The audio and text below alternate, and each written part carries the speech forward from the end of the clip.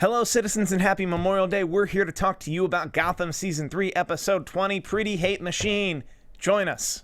You're tuning into the destination for TV superfan discussion, AFTERBUZZ TV. And now, let the buzz begin.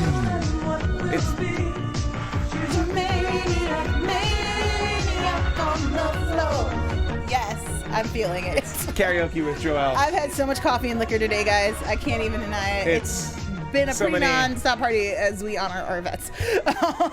Pretty much. Yeah. Those of you watching us outside America, what you think Memorial Day is exactly what it is. Oh, yeah. It's just another excuse for Americans to get drunk. And then, like, hopefully, if you have family or friends or loved ones or neighbors, you also remember to be like, hey, thank you for your service. That's Veterans Day. Veterans Day? Is today Memorial Day? Today's Memorial Day. That's for people who passed in wars, yes? Yes. Okay, you can still say thank you for your service. Put a flower on a grave, guys. I'm not saying don't things. tell people thank you for their service. I am saying today is probably the worst day to do it. To those of you listening to the podcast, these voices you're hearing, I'm Steve Kaufmann. You can find me on Twitter at Steve Kaufmann. That is Kaufmann. Hi guys, I'm Joelle Monique, and you can find me all over the internet at Joelle Monique, every week at blackgirlnerds.com, and right now in the chat. I'm also in the chat. This episode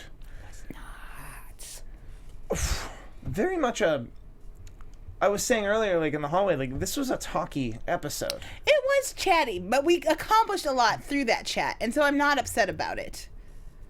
Definitely. I kind of like this episode, and then I'm running back the episode in my mind. I'm like, but a lot happened though. Like a bomb blew up, a bomb we've been building towards for like 10 weeks. Like things happened in this episode, but at the same time, I'm like, man, there were a lot of scenes with just Gordon in that coffin. I mean, let's just throw it out there. Talking on the radio. The best thing that happens is Lee is cool again, guys. Yeah, that is true. No, Lee is freaking bomb in this episode. Like, you have to like any of the things she did, but man, she is cool doing it. She is definitely cool doing it. I also, this doesn't throw water on our, what we were talking about last week. No, it doesn't. It does not throw water on our Harley Quinn theory as much as just. I mean, we are approaching Mad Love, are we not? Yeah, this is just Tetch, but this is Tetch virus Lee. That's what we have right now. Yes. So everything else involves the Tetch virus except for Oswald and Ivy asking Selena for help. Yes. Which I love Selena being like, sure, why not? I was gonna be like, what's in it for me? Like, what I need is cash and things, or I gotta go. I gotta split. Yeah, that is weird. And Nigma, who wants to take down the Court of Owls, Nigma, among all these underworld players we're going to talk about, he's the only one that understands. Like, no, we have to take down the Court of Owls because they're trying to destroy the city, and they actually run the city. Whether you're Fish Mooney or Bullock or even like the mayor, like you don't run the city. The Court of Owls runs the city. We think, or we thought. Well, the Parliament of Owls probably runs the city, or actually runs the city, or runs the Midwestern territory of the country. I mean, I don't want to jump too far ahead, but our sensei master dude was like, oh no, I just use this as a Ponzi scheme. Like, I just needed access to the things they had access to. There's a huge, much larger plan. I'm like, what other secret organization are we about to run into? No, dude, it's all the secret organizations are multi-level marketing. And all right here in Gotham. He had to recruit 9 friends who had to recruit 9 friends. But he was just somebody else's 9th friend. I believe it. I think the Court of Owls is... I can't think of the name of any... The Court of Owls is like Cutco knives. Okay, sure. I buy that. Or Avon products. Mary Kay. Love it. Prepaid legal. What'd you say? Prepaid legal. Prepaid legal. That's another... Oh, boy. It's another MLM. Yeah. What I like most about what we learned about the Court of Owls, they're like, well, you're gone so much. The panel just had to make a decision, and we stand by it. We Y'all stand don't want to recant or apologize. We stand by killing the Waynes. Yeah, like we just lost... In cold blood in front of their child. If we can believe... Oh, yeah, he was going to, tell our story, so we had to kill him. And Bruce is like, and my mom? We don't feel bad about killing your parents, kid. Just get over it. Seriously, we're the court. It's just like, why are we even doing this? Knives to our throats, still don't care. The most interesting thing about this scene is, if it's to be believed, like 9 super influential members of Gotham society just dead. That is interesting. Which will hopefully give them a clue next week into who is running this stuff. Well, I think all the characters we follow that would want to know who already know who. Because Gordon knows. You know, that's fair. Gordon knows who the court is. Yeah. So Gordon knows who those people were when they died because he's in the room. So it's just a matter of like, well, okay. I mean, I know it's Gotham guys, but I just feel like there's got to be some kind of fallout for that. Like, I would love there's got to be one judge on that bench. But I would love for Nigma, who's trying to figure out the Court of Owls and literally just recently figured out they exist. Yeah. I would love for Nigma and the people under Nigma to be like, wow, so 9 high-ranking officials all died within the same night. Yeah. Or they turned up missing or what have you. That like, I think these were the influential people, so I can like run against these people. So Nigma wants to kill Oswald, just because he's got a minute. Love is a powerful drug, y'all. He's got a free minute before he's got to retake his own city. I mean, is that even what Nigma's after anymore? Yeah, he wants to run the whole city. Interesting, because I get beyond the revenge plot. I didn't see Nigma planning for much. I mean, he's smart as hell. I mean, at least this episode in predicting what Penguin will do, he jumps to some, what I would think if I were in the situation, some outlandish conclusions. They all happen to be right, so give the guy the benefit of the doubt. It would be interesting to me to see, now that there's just chaos in the streets, if both of them are still hell-bent on having their war. You would think that they would have to team up now. You would think. So, let's get into the real meat of this topic. Fish Mooney came back.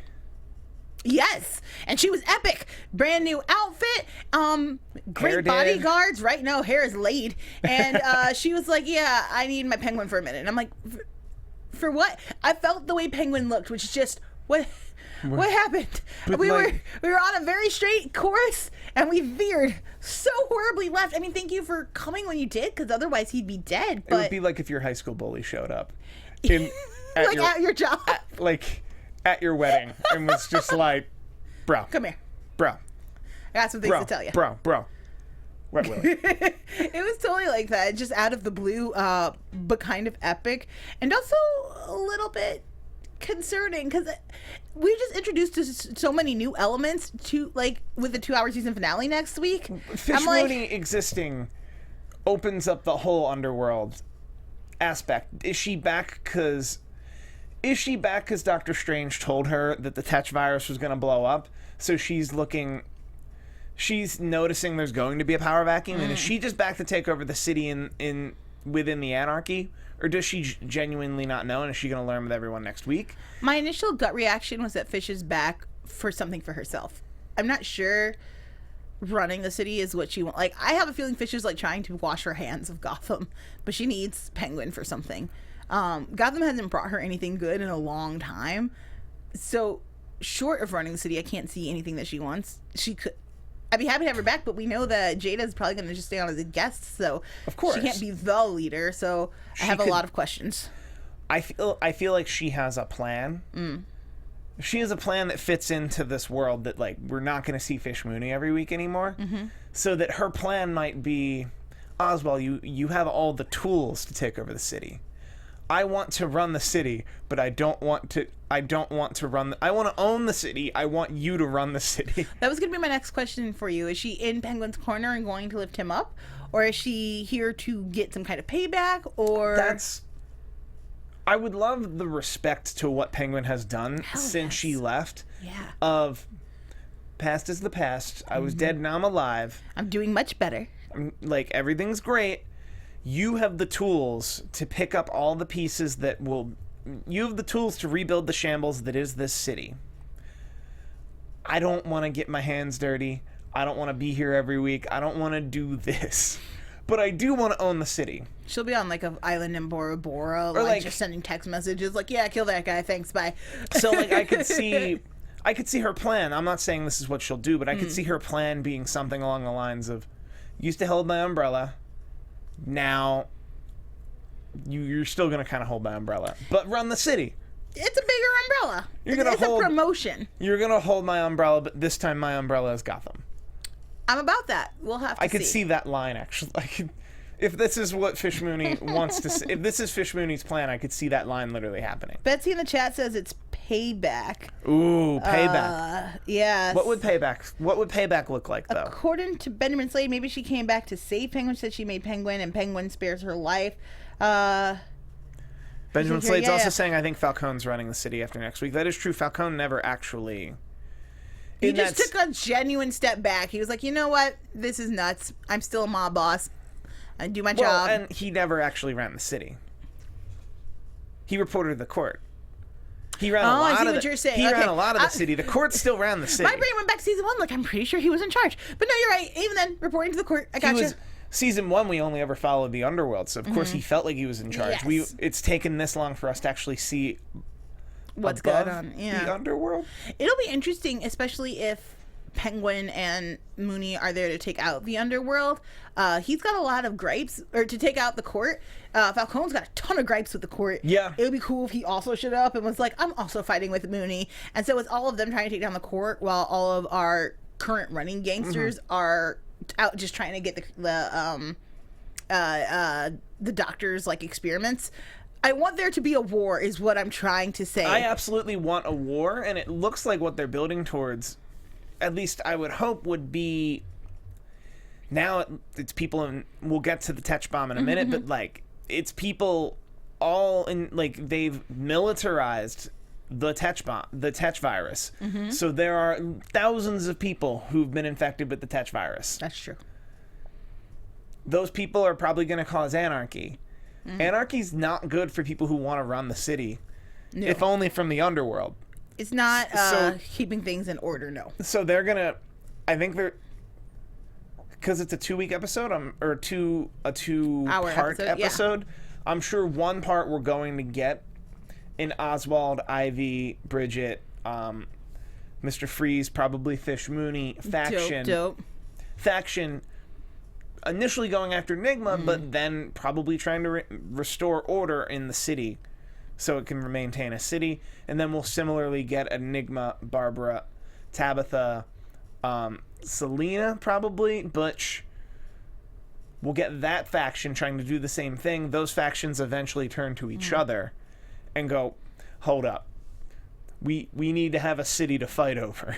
Yes. We need to have a city to fight over, and then they would make one giant underworld faction to help the GCPD, which wouldn't include Gordon, to try to gain control of the city over random citizens infested by the Tetch virus. Like, there's not maybe Talons. I'm really hoping. Hopefully Talons. Hopefully Talons. You need a bigger bad than just rando biochemical anarchists.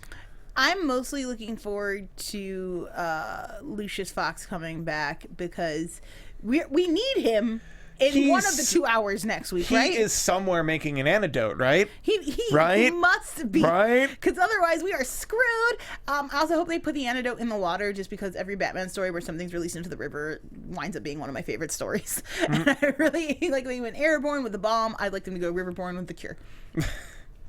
Perfect. Yeah. Speaking of rivers, Gordon was by a river tonight. He was buried deep in the ground. Man, like, he was really naive to think Lee wouldn't inject herself with this virus, and I think it's because we've lived with this for a week that we're used to that. We're like that decision is like happenstance to us. Whereas to him, this has been less than 24 hours. Yeah. Of like. We were all very shocked when this happened last week. Oh, yeah. At the end, when she just sticks a needle in her neck, I was like, what the hell is happening here? That I think there was a moment I questioned Gordon's, like, I questioned how Gordon felt, where he was like, oh, she'll never do it. And I'm like, bro, she totally did it. And I just now had to realize, like, it took me a week to get over the fact she did that. We are not. It also took me like literally seasons of this show of saying like, guys, Lee is bad, Lee is bad, Lee is bad, and Lee was so good that it took the Tetch virus to make her bad. Which is just Yeah, I like this idea a lot of Badly, as I said at the start of the show, like the dark hair, the costuming, like Evil Lee is great, and I really I really like the way that she kind of takes control.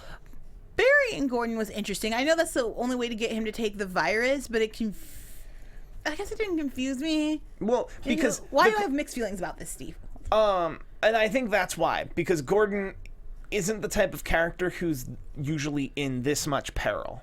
Maybe that is like it. Buried in a coffin type of peril. Like like Lee. I like the role reversal actually because Lee is normally the distressed one. I'm gonna refuse saying damsel because this episode kind of did its best to not use pronouns. Sure. That a woman with biological help can then crazily take over for Gordon, and it's also like,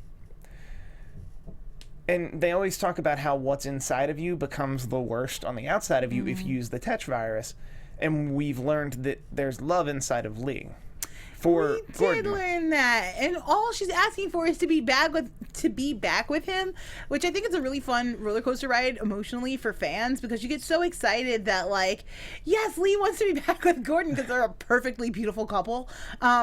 And at the same time, the way in which she plans to get back with him, now infected with the Tetch virus, is so violent and upsetting, and like to force Gordon to become something he doesn't want to be. Particularly, okay, so all we know so far of him after he injects himself is he becomes strong. He's able to break out of the box, which is par for the course. People become very strong.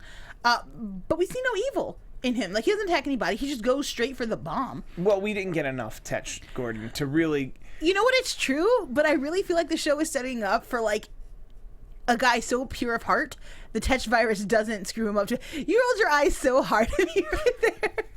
Gordon is pure of heart, but so Lee isn't. Of heart.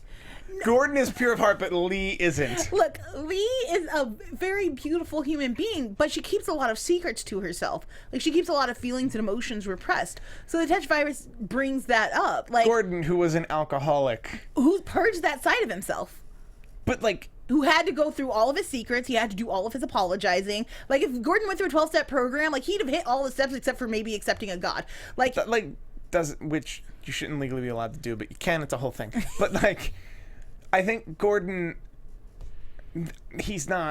there's something terrible deep down inside of him, like anyone. Maybe. That we're going to see before Lucius finds the cure. I'm putting my foot down. I'm saying we have a pure of heart Gordon. You're saying Gordon, of all the people in Gotham, is pure of heart. Yes. There's no evil or hate in him anymore. Like, the people that killed his family. He killed a cop, though. Wait, which cop did he kill? Take me back. He went to Union Station and I'll say he maimed a cop. He threw a cop across the room with his super Tetch strength. He is not pure of heart. It's going to be... He was a little impatient and moved a person a little more strongly than he needed to out of the way. Ivan Soto has 2 points. Okay. We saw Gordon fight Bullock in the promo. Also, Gordon has killed in cold blood. Both of these things are true. How could he possibly be pure of heart? Because he's so beautiful to me. I love Ben. I just want Gordon to be good. It's just no. It's just one tree hill for you. Yes, forever and ever. It's the OC for you. I got my shows that this actor's from confused. And he's beautiful, and he should be pure of heart, but maybe not. We'll see. We will definitely. Ken's like, you're wrong, and we're gonna see next week. We're wrong. You're wrong, but we're gonna wait. Okay. We're gonna wait and see on the wrong. I didn't think he was gonna take the Tetch virus. I was shocked that he took it. Like, genuinely shocked, because it didn't seem like they were too far away, but also when you're running out of air, you probably do anything to survive. So I wasn't upset that he took it, but I definitely was shocked. It's going down in the chat right now, so I do have to bring it up. Is it the Harley Quinn stuff? Yep. Yeah. All the Harley Quinn and Lee stuff. I think anytime, and there is something to be said, and it happened, it was mentioned in this chat by Alexis Powell. Thank you. That anytime a woman starts to be crazy in this show, people start calling them Harley Quinn. You know what? It happened with Barbara, but Barbara took a lot of style from Harley Quinn. Sure, absolutely. The blonde, the kind of quorky head bobbing thing that I think Lee is taking a proper evolution of her character. I I was about to say something stupid, and I'm like, it's Gotham. I was about to say, I don't think they're ever going to have somebody directly mapping Harley Quinn, and I'm like, nope, don't say that, Steve. There's a real good chance that Jerome's already there. There's a real good chance that someone's gonna, like, a woman is gonna fall at the feet of Jerome and then, like, have a lot of those traits. He's definitely set up to have, like, we've seen a lot of hero worship with Jerome and his death and all of this throughout Gotham. So one woman rising up to try to match that would not shock me. It would totally fit in the Gotham mythos. But yes, there are tons of crazy men, and we don't always equate them to some other character when we see them in this show. But I think fans' desires for Harley Quinn is so high that they're just looking at any woman who could potentially be her and be like, can we please get some Harley Quinn out of this? We want to see it. It's one of the things, like, across Batman, like, mythos and legends, like, outside of one cartoon and kind of Batman Beyond too, so maybe two, and the comic book series, you get so little Harley Quinn, and she's such a fan favorite. I think it's frustrating for people, especially when you have a long running series like Gotham, where you could easily put her in if you wanted to. It wouldn't be hard to write a Harley Quinn-esque character for the show. I would argue Barbara is a Barbara became a Harley Quinn-esque character type on the show, and two, there's not a Joker on this show. There's Jerome. So you say, I feel like headcanon has such a heavy, like... No, this is what I'm saying. Gotham has its own canon. They can have a nurse or just Lee be worshiping at the feet of Jerome and doing similar things to Harley Quinn and not be named Harley Quinn. They absolutely can. That would be the most fitting thing for this television show. Let me put it this way. Where Lee is at currently, she has very slim Harley Quinn properties. Yes. And it would be fine if she didn't become the audience's version of Harley Quinn. Because to me, she's something much darker at this point. Like, Harley tends to be like a Holly Golightly-esque character where she's not really worried about much. And Lee's so bogged down in emotion and past and drama that Harley sometimes gets into, but it takes a long time to build that in her character. I really would like Lee to be, like, kind of closer to an Enchantress type. Like, she's just a super dark, angry bee of a lady. Yeah. Anything else we can say is going to border on predictions. So we should... Yeah, go for it. Yeah. We're going to circle back. We're going to circle back to all of what's about to happen next week. What happened this week was Lil Wayne came back to Gotham. He went into the Court of Owls. Yes. With the Shaman, who is obviously running the Court of Owls. Yes. He calls himself the leader. We talked a bit about this, but two things happened here where the Shaman made the order instead of Lil Wayne. We have a lot of questions about this. Last week we were trying to figure out, like, is Bruce in control and he's misleading this guy? Is he like Get Out, where he's in the sunken place and he's trying really hard to fight against the orders he's being given, or is he just fully under? And I had a thought for each, like, throughout this entire episode. Like, at the end when he's refusing to press the button, I'm like, sunken place maybe. And then further after that, when Alfred shoots the guy and he's like, no, what are you doing? You ruined it. You're too late. And I'm like, so are you really under it? Because right now I can't see a reason for him to stay undercover. I don't think it's sunken place as much as it's legit brainwash. So he has been consumed by this guy. Like, pretty much what the Shaman fed him is the mythos we understand to be Batman. Is that this city needs a knight. This city needs a warrior. This city needs you and you alone, the last son of Gotham, to defend it by destroying it and then building it back up so you can defend it. Like, that part's here, but, like, so I think this show did a good job of putting that in his head really early. That regardless of how he felt about actually pushing the button on the Tetch virus, and if he would have actually pushed the button on the Tetch virus, they did a great job of showing us how that idea got incepted and implanted into his mind, but B, that he believes that idea. So the person who gave him that idea is someone that's going to be tried and true to him, even if he doesn't 100% agree with him every step of the way. Here's the thing. Okay, so I like this theory, but it also bums me out a little bit as a Batman fan. Like, what I love about Batman is it's his decision. Like the fact that he chooses to become Batman. despite all this adversity that he's going to face, despite all the money he has, the fact that he could do literally anything else, what he wants to do is protect his city in this way. It's kind of cool that the idea might have been implanted, but then it makes it a little more like, it doesn't feel as pure of heart, you know? It takes a little bit of gusto out of my sales for Batman if some evil guy implanted the idea of Batman in his head as opposed to is like Shaman completely evil?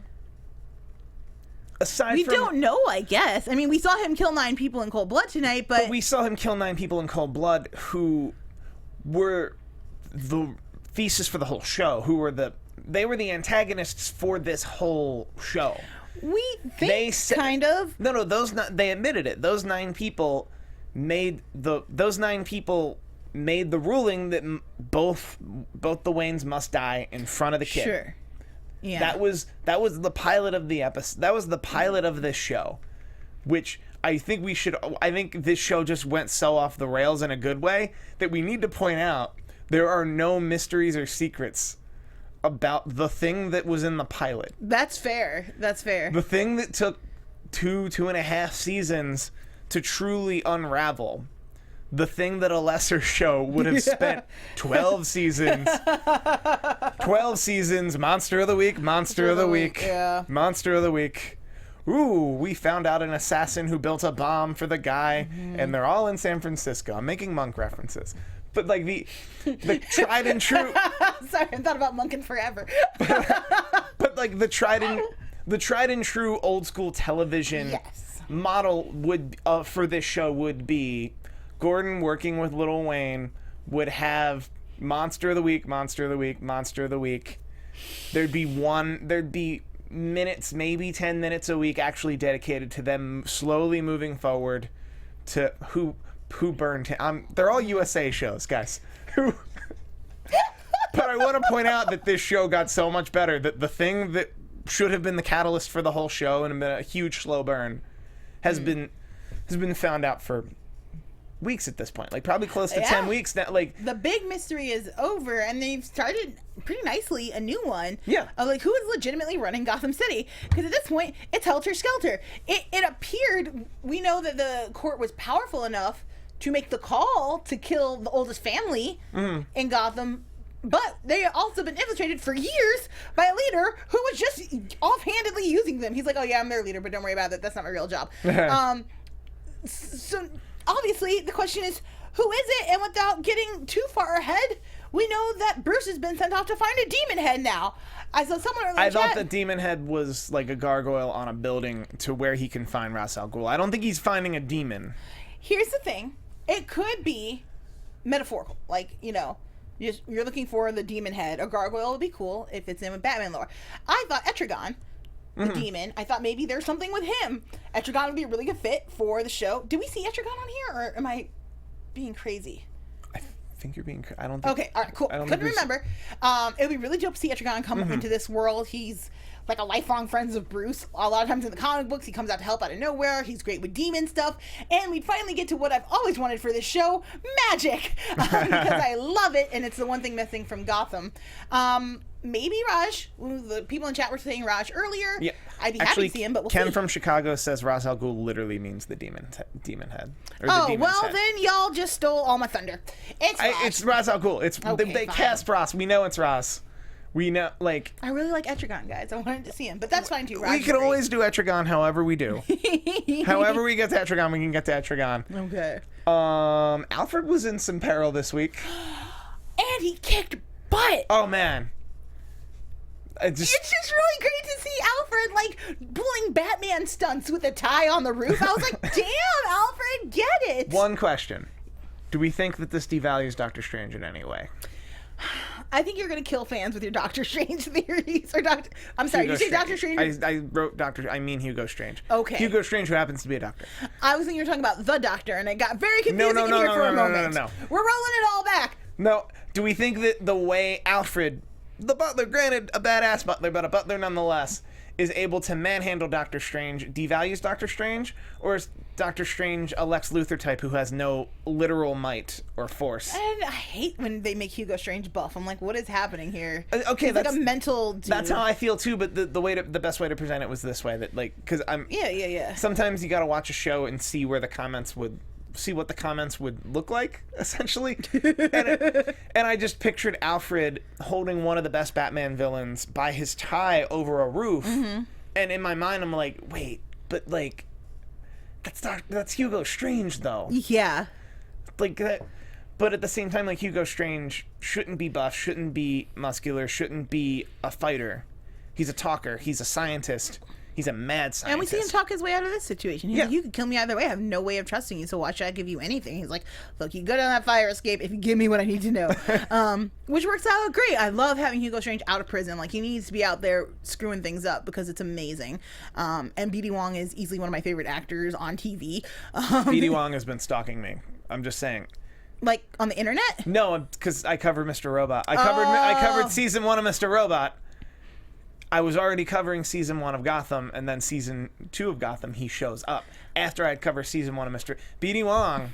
If you're gonna stalk me, you should come in here. And he just started following the Black Girl Nerds, and he sometimes sends us good morning messages, and they're the highlights of our week. So you should DM him so he can come in and talk to us. I should DM him. Either about Gotham or about Mr. Robot. Either or. Literally, whatever you want to talk about Mr. Wong, like, even if we can just get him here for like a spotlight on, that'd be dope. Yeah, so I'm excited to see him out running. Alfred shooting people in the neck, taking people down in police stations. It's thrilling. And like I said, one of my favorite things about this show is the fact that Alfred is not some old biddy just getting Bruce to school. He's literally beginning his training to become Batman. That's exciting. It builds a relationship between the two of them that I think is missing from a lot of comic books. A lot of times he's just a surrogate father, and I think he's much, much more than that. And it's thrilling to see him in action. Sam Jones in the chat just said Gotham should take a note from Arrow, and I stopped reading. Oh! Gotham should be Gotham.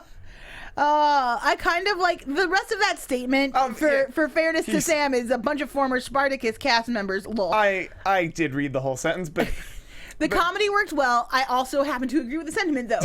Hire actors that can fight, bring them in. It would be awesome.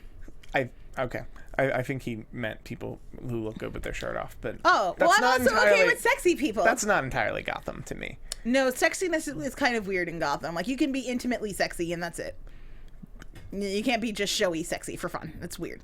I saw intimate sexy at Stagecoach. They weren't great. Get out of here. It's so stupid. You know, I had that one loaded up. I'm just thinking of... Oh, God. You're killing me. So, let's get to the bomb. Okay, let's do it. First of all, red gas bomb is so classic Batman. Oh, man. It just looks good on screen. It felt comic booky, and I love when the show, like... they're talking... the chat earlier about how the show is kind of corny and how that makes the show better.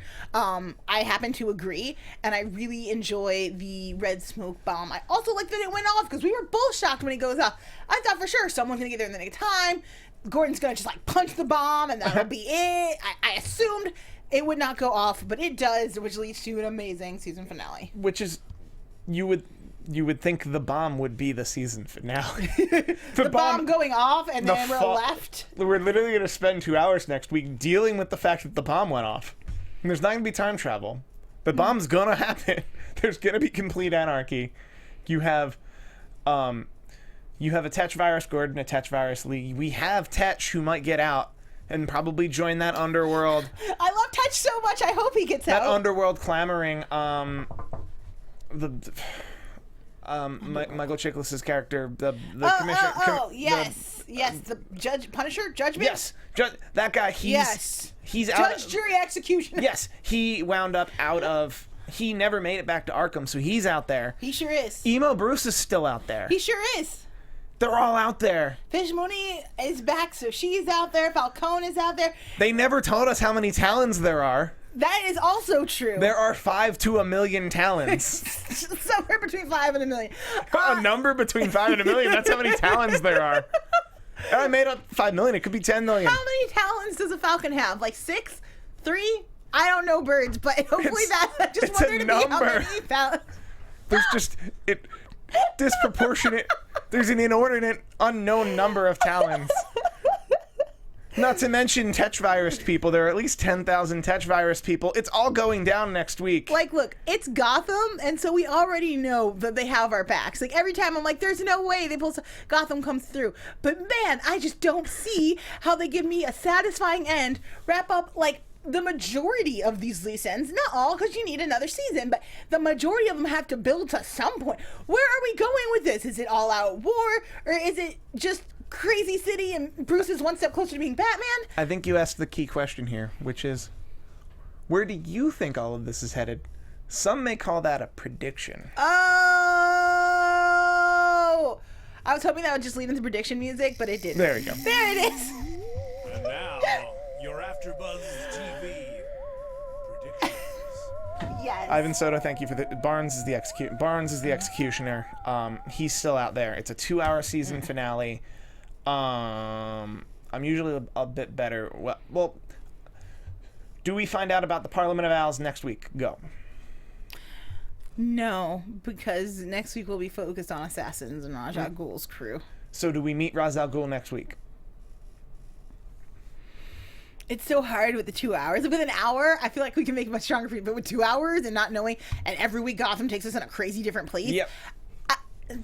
Just because I want it, I'm gonna say yes. That feels post-credity. They cast the person. Yeah. And when they cast the person, they the next season wasn't a guarantee. Sure. So they would have had to shoot something with him for it. That feels post-credity. Do you think like episode 1 or episode 2 of next week? I would like to see episode 1 because then we get some build with Bruce and Raj and how does that work out, and that lead us nicely into the next season. But I don't know. Does Lucius Fox find an antidote? Lucius Fox better just be in one of these episodes. That's all. Like, whether he finds the antidote or not. Great point. I'm so sorry I can't remember who it was. Some of the chat said Poison Ivy could also potentially find the cure for this. That is true. Which, I mean, we haven't seen her do a lot of, like, chemistry cure things. She's experimenting to get certain reactions, not to counter things. In science, we know that might be challenging. But it's Poison Ivy and it's Gotham, so who knows what could happen. So, I guess my real question is, do they find an antidote by the end of the finale? They got to. Because a crazed city for 2+ hours if we move into the next season, it just seems like a lot, but I don't know. Yeah. Like, I would much rather see a city recovering from the time where they were all crazy than a city that's just crazy. Like, a city that's just crazy, anything can happen at any time. Like, Yes. there's not as much potential for story as much as just a bunch of people walking around like, man, that red smoke bomb happened. And I just, like, walked into my office and snapped my boss's neck. Like, I would never do that in real life. I would only ever fantasize about it. But the evil in me. And, yeah. Okay, I've never actually asked this. Do you think Lil Wayne has been faking it? Brainwash-wise with the Shaman? I don't think so. Based off what I saw this episode, I don't think so. I want to believe he's faking it because that's what my Batman would do. But they've treated Wayne like a child, and this would be trying to avoid brainwashing, especially as a kid who's perceptible to a lot of things, who's seeking revenge for the horrible incident he had to view. It would be hard to be mentally strong enough to avoid being brainwashed. And his reaction after Alfred shot him, shot the person, Sensei Matt. I'm gonna get it. I don't think he's faking it. I think he's actually brainwashed, and it'll be interesting for me to see how he gets out of that. Does he remove his mother's pearl from the jewelry box? I don't think he's 100% brainwashed. I don't think he would have ever actually pushed the button and started off that bomb. I don't think he would have ever actually made the order to kill 9 people, regardless of what those 9 people did to him in his childhood. Ultimately, the path of his life.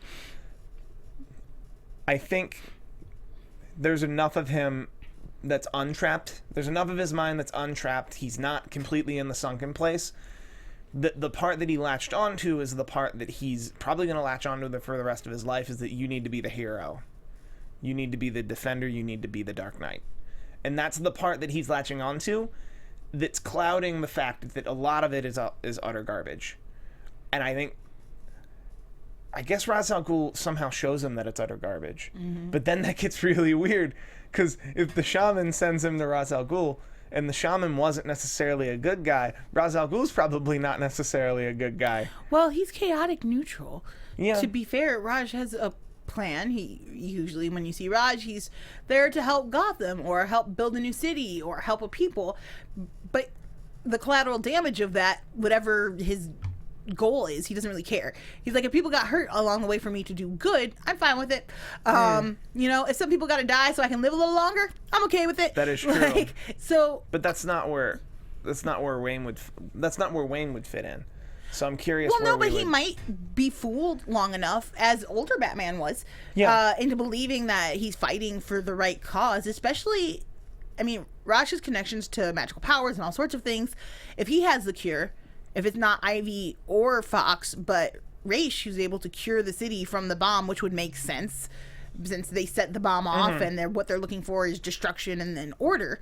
I think Bruce would highly look upon that man and be like, oh my gosh, you saved an entire city, look at how much good you can do. Even though, and then Ra's could easily spin a lie of like, that guy was nuts, he wasn't even really with us. I don't know what he was thinking. Okay, and then we'll have predictions at large. Do you think Lee, when an antidote, because I'm pretty sure there's going to be an antidote by the end of a 2-hour episode, do you think Lee takes the antidote? Oh boy, I hope not. I really enjoy this Lee. She is ferocious and funny and like a little twisted, and she's been much more exciting to watch than any Lee we've had. Not to the actress's discredit, I think she's been doing a fine job of the material she's been given, but this is just so much more dynamic than just sad, moody Lee. But to be fair, if she was cured, maybe she deals with her problems and she's back together with Gordon, which would be cute, but I kind of am enjoying her as a villain. I'm also enjoying her as a villain. I feel like they've made her such a true good character that they need to have the Tetch virus in her to have her go the route that I think we all know she's going. Yeah. Predictions at large. I think we see Alfred do more badass stuff next week, which I'm really looking forward to. I don't think Jim stays under the influence for too long, but it will be interesting to see how Harvey handles things. Handles things on his own. Because Jim, even when Jim's in the casket, he's like helping solve crimes. Totally. It's probably over there. With Jim out of commission, Harvey's going to be on his own running the police force. It's going to be helter skelter. So I'm interested to see that. And Ivy was strangely loyal to Penguin this episode. I know that they're working together, but she had an out when right before Nigma comes in. She could have run with Selena, and she's like, well, I can't leave Penguin. I'm like, can't you? Why? What's going on? Like, am I forgetting something? Did I miss She's something? young. I think Penguin, she was latched to Selena, and now she's latched to Penguin. She's a child enough in the sense that she would latch. Interesting. So Penguin is gone now because he's with Penguin Mooney. is with Fish. Whatever. Yeah. So whatever Fish is doing, Penguin's there. Yeah. So I'm interested to see Ivy kind of come out on her own. I want to see Ivy do some stuff. It'd be cool if she could team up with like Freeze and Firefly and try to run things on her own. I don't think she'd be very successful, but I'd love to see her try. Okay.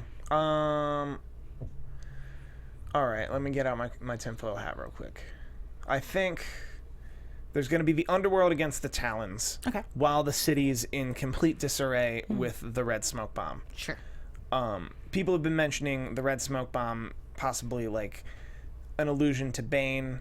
I think the Tetch virus is its own thing, but I like the allusion that they're making to Bane and. The Tetch virus should at least lead to a new villain. I will say that. I do agree that whether that's Lee or whether that's a couple people or whether that's similar to how season 2 ended with Indian Hill just letting out a bunch of people. Yeah. That maybe by the end, ultimately from the GCPD side, from the law and order side, the GCPD is going to find an antidote and get a hold of this. But there's going to be pockets of just crazy, pockets of Tetch, pockets of everything that they're going to spend this off season and then the pilot of season 4 and like parts of season 4 still dealing with the residual outcome of, we have an antidote and we can get people, but now we have to like literally kick in doors to go and find these people. Yeah. So I think season 4 would be part that, and then there's going to be very powerful villains based on this Tetch virus. Once again, it's Gotham. They need to be beatable villains. They can't be full-fledged villains or it won't go down. Yeah. I think the underworld's going to fight. I think Butch and Tabitha are obviously going to turn on Barbara at some point. Oh man, That that was well set up today. Not only was it well set up, but we also see Butch kind of missing Mooney when he is like, "God, she always knew how to make an entrance." And Tabitha's like, "The hell are you talking about? I make entrances." I would be interested to see them try to team up with Mooney or something. Even I think they'll have to join another team. I can't see the two of them just on their own. No, I think the underworld will also be shattered, and I wouldn't be shocked if someone like Fish Mooney rose from those ashes, Totally. or somebody, Or even Butch would look real good next to Falcone. yeah. Also, Falcone can rise from, like, Falcone's still around, who could actually run the city, and then, like, the whole underworld, and then the law and order side, they're going to fix everything, and that's how they're going to move forward. I think Lil Wayne's going to be working with Ra's al Ghul, and he's going to be training to be Batman for a really long time. Emo Bruce Wayne dies. Also, Alfred, I'm not going to recant that. I said that last week. I'm going to stand by it. Oh boy. I think that about wraps us up. Yes. I think we have to get out of here. Oh gosh. I'm excited for the finale next week though. Should be fun. Me too. All right. I'm Joelle Monique. You can find me all over the internet at Joelle Monique, every week at blackgirlnerds.com, every Wednesday at Schmoes No. I have a review for the latest Telltale Walking Dead game, A New Frontier. It's on blackgirlnerds.com. Please check that out. If you haven't played, today and tomorrow, perfect days to play before the new release is dropped tomorrow. Chapter 5 should be fun. Also, check my interview with W. Kamau Bell from United Shades of America. He's doing that show on CNN. That interview is on Black Girl Nerds podcast. I have a Schmoes movie fight tomorrow with Emma Fife, Team Night Sisters. So check that out too. And I'm Steve Kaufmann. You can find me on Twitter at Steve Kaufmann. That's Kaufmann. I don't have nearly as much to go. I am on the show that shall not be named. We are a Harry Potter themed improv group. I believe our next show is June 9th at KidCon in Pasadena. Fun. Also, this Sunday is WWE's Extreme Rules. That's happening. I'm going to be here talking about it. But also this Sunday is the Leftovers series finale. Oh. It's going to be a weird night for me, guys. I'll also be back here for the season finale of Gotham. Also, Better Call Saul. I tweet about my shows regularly. Thank you, and good night. From executive producers Maria Menounos, Kevin Undergaro, Phil Svitek, and the entire AfterBuzz TV staff, we would like to thank you for listening to the AfterBuzz TV network. To watch or listen to other after shows and post comments or questions, be sure to visit AfterBuzzTV.com. I'm Sir Richard Wentworth, and this has been a presentation of AfterBuzz TV. Buzz you later. The views expressed herein are those of the hosts only and do not necessarily reflect the views of AfterBuzz TV or its owners or principals.